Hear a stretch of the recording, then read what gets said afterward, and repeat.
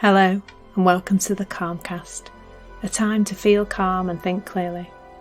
I'm Claire Downham, the Queen of Calm, a transformational life coach. I was a burnt out head teacher who finally made the journey to calm after years of trying, and I want to prevent you from having to do the same.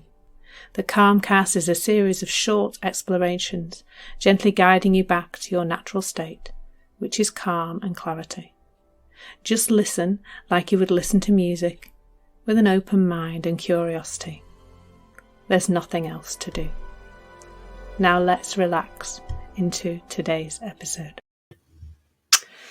So today's word is discernment, and that came out of a coaching conversation I was having yesterday, where it struck me that is what this conversation helps us to do.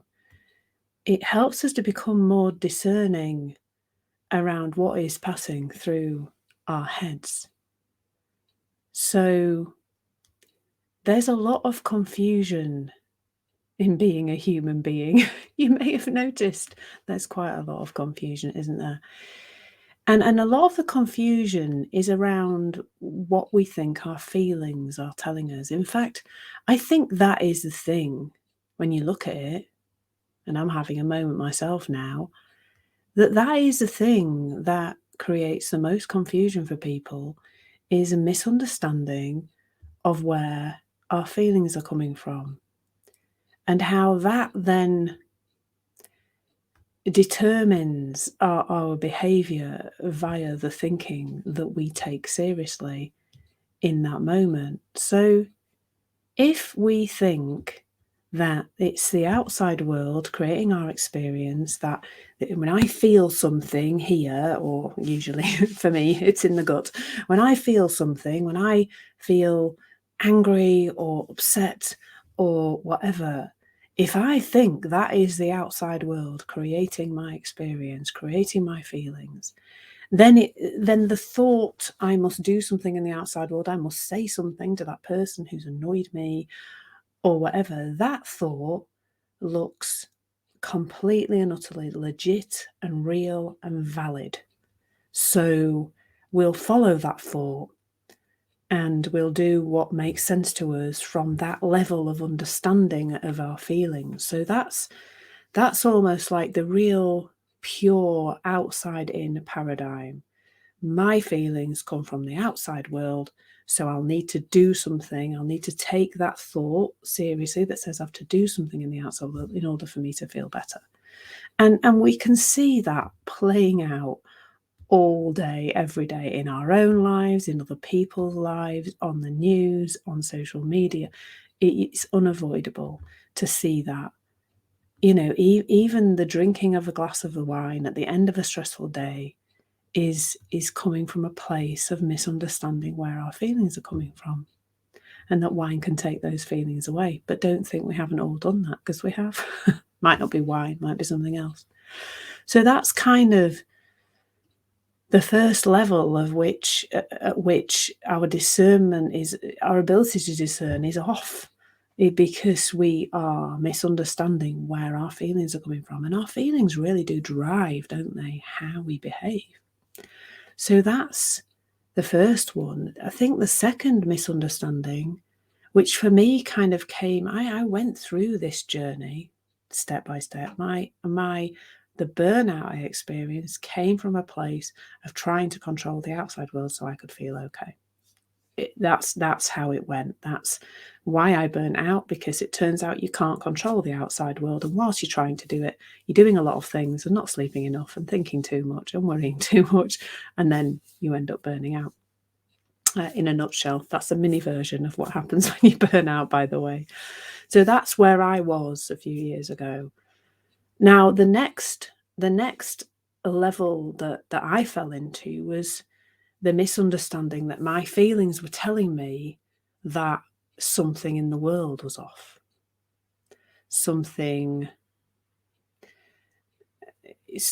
That something in me was off. That was the next level. You know, we've talked about the outside world. Then I thought, this feeling off, that's to do with me. I'd got this sense that it was me. But the me that I saw was this broken individual who needed to be fixed. So when I didn't feel okay at that level of ability to discern, I thought there's something wrong with me. There is something to do to fix me. And again, it was still in the outside world, because it would still be doing meditation, doing affirmations, doing tapping, doing therapy.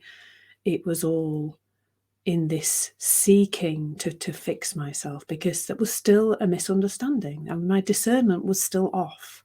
My ability to discern my thoughts was still being led by a misunderstanding of where my feelings were coming from.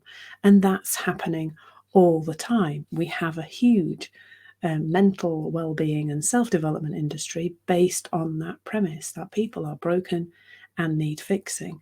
So if we think that feeling we have is coming from our own brokenness, our label, our malfunctioning, I guess, in a way, our past, whatever, then the thoughts that will look real to us from that level of understanding will be, I need to fix myself. So there's two levels, and I think we fluctuate between the two, don't we? You know, sometimes we don't think it's us at all. It's definitely the outside world. And other times we think it's completely us and not the outside world, and we fluctuate between the two. But for me, it definitely felt like different stages. But that's just my perception, I suppose, of what I experienced.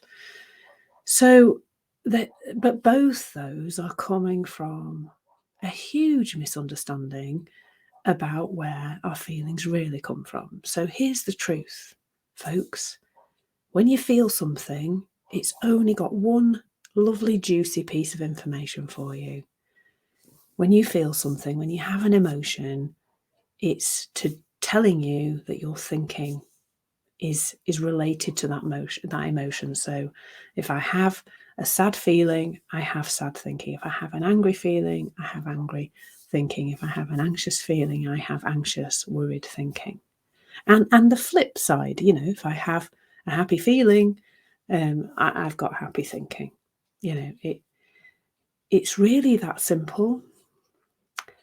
And what that helps us to do by knowing that is to just become more discerning around what's going on in our heads.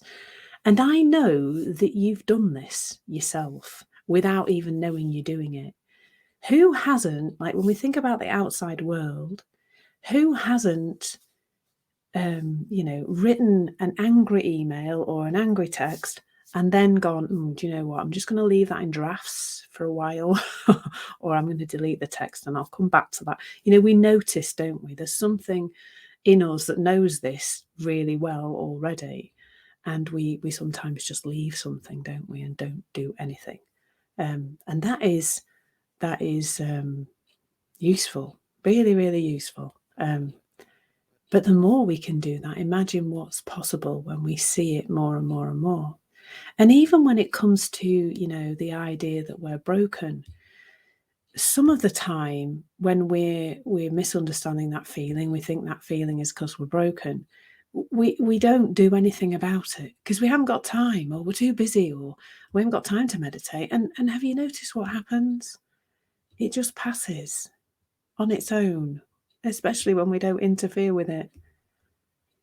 So there's something here around becoming more discerning in terms of what's going across your head. And for me, it's a bit like the Tinder experience. And if you haven't experienced Tinder, then lucky you. But, you know, it's a dating app, and you swipe left if you don't like somebody, and you swipe right if you do. And it's just I think it's a nice metaphor for this, is that when we understand our feelings, it gets easier to swipe left on the stuff that is unhelpful, the stuff that's saying, oh, you need to do something in the outside world now to feel better, quickly, come on, do that. or the thinking that says, oh, you're broken, there's something wrong with you, you need to fix yourself. All of that's just off thinking. It's more off thinking on top of the off thinking that was already there, because it's a misunderstanding of feelings. Your feelings are like a little, a little alarm going off, a little tap on the shoulder. There's something coming from a higher power or, deep wisdom. Your feelings are just telling you your thinking's off. Listen to them and don't misunderstand them.